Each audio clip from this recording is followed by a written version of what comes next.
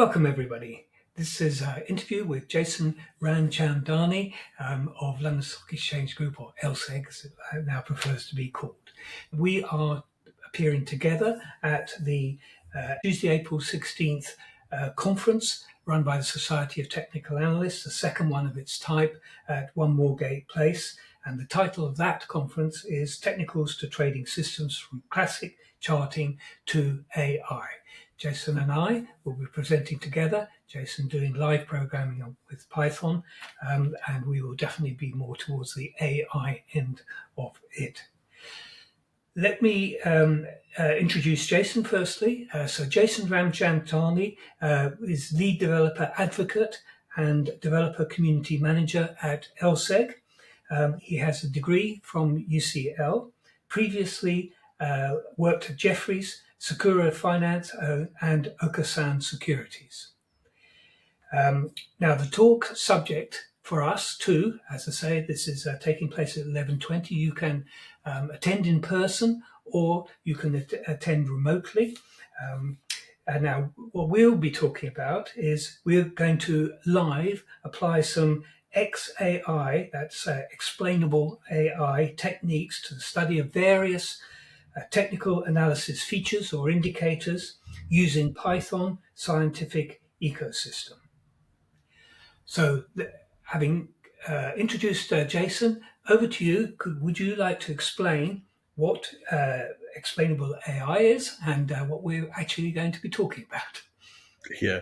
So thanks very much for the intro, Trevor. Glad to be speaking with you again for the second year of this conference. So, and in this presentation, I think we're going to be talking basically about explainable AI, and we're going to be using some packages to actually say, kind of decompose, very often sort of systems can generate weights of outputs and stuff like that. And, in the past, it's quite difficult to actually say where the returns of the system are coming from or how the decisions of a system, any given system, is being made.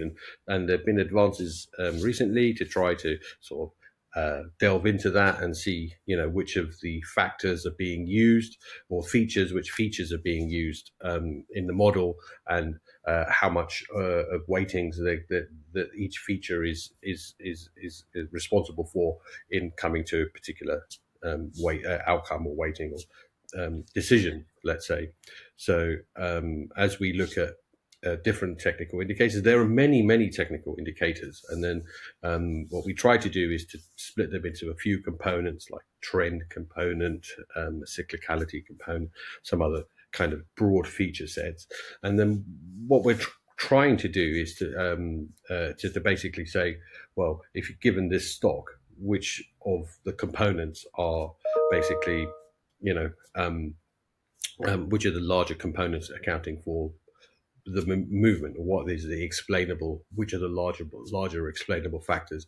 And then we can try to get, a more ground up view, even through aggregation. If we can do it for one stock or instrument, we can do it for groups of those things. And then we can maybe try to have a bit more of an insight onto what is moving that particular market or universe of stocks and stuff like that, and look maybe for differences between universes, and that might tend to give us a little bit more insight as well. And also going on the back of some of the work we sort of presented last year's conference around, how to actually create all of these features. I'm trying to build your toolkit as people go forward, to give them ideas into how they could implement this and go further now. So you've created your features. What can you do? What can you do now? Or putting them together, and how does that explain? Once you get all of these routines going, how do you build it up to get more market knowledge? Let's say not individual stocks as well. You could use it for individual stocks, but also for universes of stocks. So explainable AI is actually reducing the factors which are actually influencing the market, the indicators that are influencing the market, and giving those weights at this moment. Yeah, well, the routines are doing that anyway. So the routines, when we're doing our main machine learning routines, basically we are creating, let's say, a directional output or something, and then what we're trying to do is to say which of those things, or when we make a prediction using different features, when we've learned something from a particular, during the test and training period, and we then extrapolate that out, and basically we can then try to say, or what, during what periods were various features in force, and to what degree, and that might help us understand which part of cycles we're in, what type of regime we're in, and again, if we could do it for one company with programming, we can do it for any number of companies in the and blink of an securities, eye,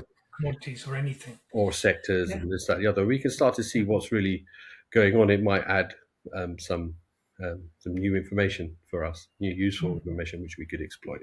I'm certain that's true. I mean, what excites me, Jason, about this is, I've struggled really all my long trading life with trying to define the regime. Are we trending and non-trending? And it's been pretty clumsy the way that I've done it using the ADX, which has many problems in its calculations, or built-in lateness very often when there's breakouts and things like that. And really, it's a rather crude way of defining the whether we're ranging or trending, and having this sort of binary moment where you go from non-trending to trending. But what we're doing here, I believe, is breaking that down into factors and what is dominating in the group of indicators that we're including. And so we'll be able to understand much more clearly what is actually going on and what is driving the security at this time, and what type of behavior we're in. And therefore, we can go from there to know what type of technical analysis trading technique is likely to be profitable: trend following, mean reverting, etc. Exactly, and but the point you mentioned is quite interesting. I mean, essentially, I think we'll be doing a sort of, backward-looking kind of implementation at first, but again, sort of like it's the same thing, sort of like detecting what regime you're in at the moment is quite tricky. I think we went through some in the previous presentation. We did a kind of regime detection piece, and I think that was last year. And I think we kind of centered on like hidden Markov models as a reasonable kind of gauge that could help us. It could be used, and it explained quite a lot of the movement on a particular chart. Maybe I could throw that up as well while we're presenting quickly, just to show kind of how the sort of approaches we would use to sort of get into that kind of space and build confidence. But this is about taking a machine learning routine. I mean, these are generalized processes, and then we would look at the Shapley values, and then the Shapley values will tell you which features are being used, basically, both positively and negatively. Okay, well, thank you very much, Jason. I can't wait to do this with you in April. Just a reminder for everybody, it's April the 16th. It'd be great if you can attend. If not, you can listen to it remotely. It's being held at One Moorgate Place, hosted by the STA, the second Technical to Trading Systems conference, and I hope very much to see you there, and I look forward to working with you and doing the live programming, which went very well last time. Let's hope it goes as well this time. Yeah.